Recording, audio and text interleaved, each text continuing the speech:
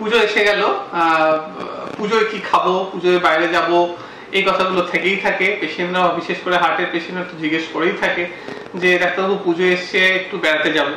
নিশ্চয়ই যাবেন, 100 বার যাবেন। বেড়াতে না গেলে আর হার্টের অপারেশন করে এত কিছু করে এত ওষুধ খাওয়ার দরকার কি আছে? সবসময় বলি বেড়াতে যান, ঘুরতে যান, খাবারও খান, পরিমিতভাবে খান, অনিয়ন্ত্রিত কিছু খাবেন না। সবাইকেই সাজেস্ট করব, যদি পারেন যে আপনি রোল বা যে চাউমিনটা আপনি বাইরে খাচ্ছেন, সেই চাউমিন বা রোলই যদি আপনি বাড়িতে বানিয়ে খাওয়া আপনার পক্ষে সম্ভব হয় তাহলে সেটা খান। কারণ বাইরে যেটা খাবার থাকে সেটা সমস্যা যেটা হয় সেটা হচ্ছে তেলের সমস্যা। তারা কি ধরনের তেল দেয়, অ্যানিমাল ফ্যাট দেয় কিনা, that is very important. Dalda জাতীয় খাবার বা স্যাচুরেটেড ডাল মানে তেল দিয়ে এরা তৈরি করে, সেই জন্য সেইটা আপনার পক্ষে খুব ক্ষতিকর। আপনি যদি সেই একই জিনিস বাড়িতে বানান সাদা তেলে বা অল্প সর্ষের তেল দিয়ে, সেক্ষেত্রে কিন্তু খাবারটা মোটেই অতটা খারাপ হয় না।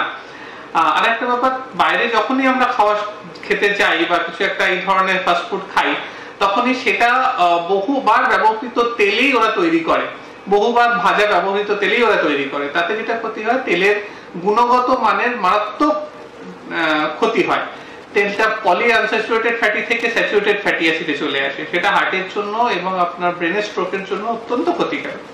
আপনি যদি সেরকম ধরনেরই খাবার বাড়িতে তৈরি করে খেতে পারেন তাহলে কিন্তু খুব ভালো হয়। যাই হোক, যেটাই খাবেন অনিয়ন্ত্রিতভাবে খাবেন না, পরিমিতভাবে খাবেন, ভালো করে থাকবেন।